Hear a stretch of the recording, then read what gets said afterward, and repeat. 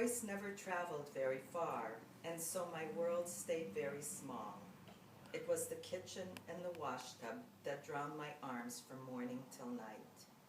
My fingers were raw from scrubbing, my upper arms heavy with muscle, and my elbows crooked from the bent motion I found myself in. I washed for the Rosens across the road. I had the washtub.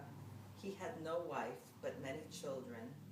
So I scrubbed for him and for others who would come by and say, "Please, Hattie." I hated the word please. More than that, I hated myself for not saying no. My husband Harry worked in the mines. He'd be gone weeks, months at a time. I never knew when or if he'd come strolling home. He was a man whose home was a place to stop off at if there was no better place to be.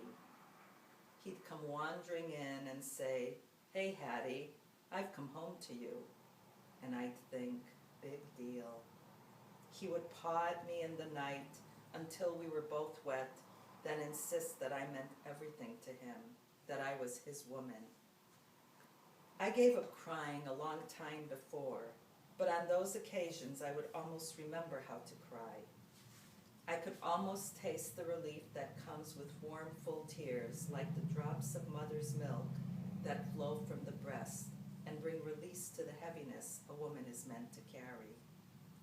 But I never quite remembered that feeling of crying again. It was canned away in me, somewhere deep inside where only God could find it, and even he would have trouble looking. One time, Harry never did come back. Even then I didn't cry.